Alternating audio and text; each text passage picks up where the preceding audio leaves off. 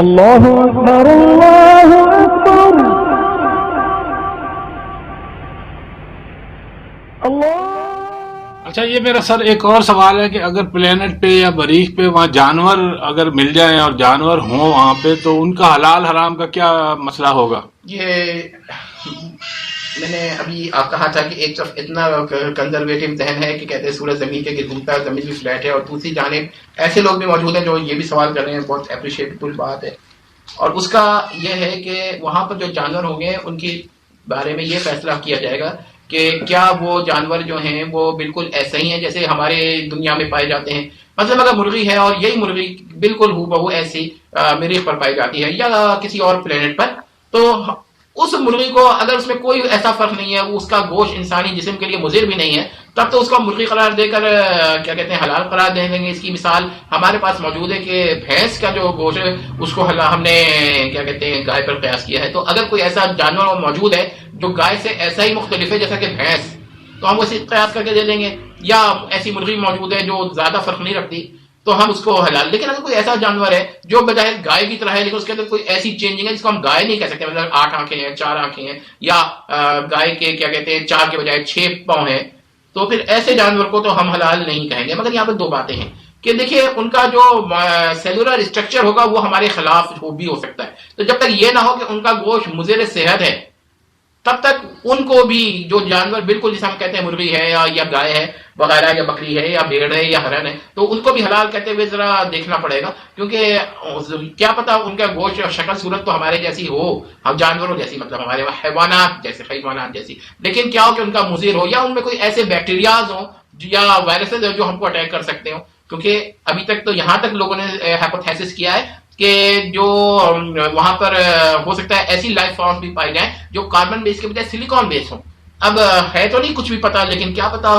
تو اس کے بارے میں آپ کو پھر بتا رہا ہوں کہ جو کھانے کا مسئلہ ہے اس میں گوشت کے اندر احتیاط کرنی پڑے گی. سبزیوں کے اندر 2 باتیں دیکھنی ہوگی. سبزیوں میں اتنا بڑا مسئلہ نہیں ہے، یعنی ویجیٹیرین وہاں پر جا کر ہو سکتا ہے کہ ہم لوگ ہو جائیں.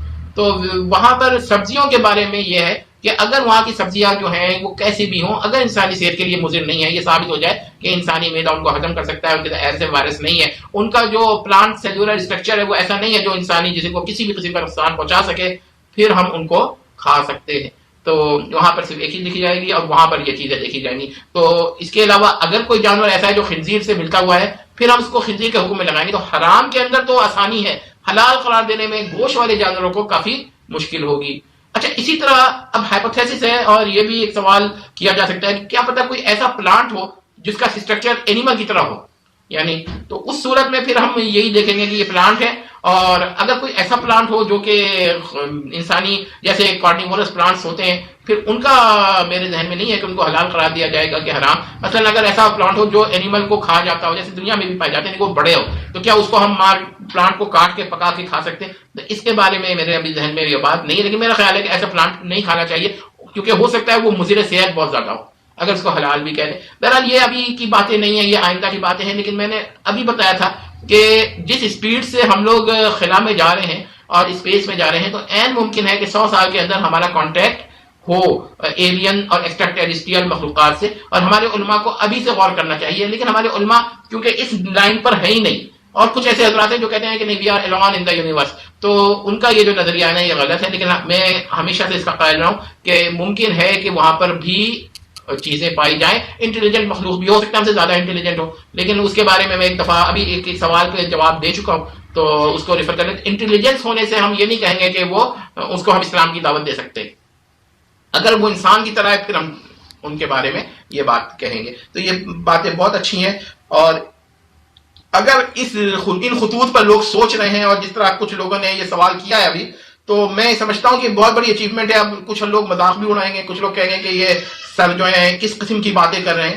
لیکن ظاہر بات ہے کہ یہ وہی کہے گا جو کیا کہتے ہیں 100 سال بعد، شاید میں تو نہ ہوں، لیکن اگر یہ میری آواز اس یوٹیوب پر موجود رہی 100 سال بعد، تو لوگ ان کا مذاق بھی ہو سکتا ہے کہ اڑا رہے ہوں گے. دیکھیں انہوں نے بہت پہلے بہت بڑی بات کی بات کہہ دی تھی، اور جو لوگ تھے وہ شاید سمجھ نہیں سکے. اور اس وقت اگر وہ لوگ ہوتے تو یہ شرمندہ ہی ہوتے. مطلب یہ کہ لوگ یہ کہیں گے مستقبل میں. بہت شکریہ.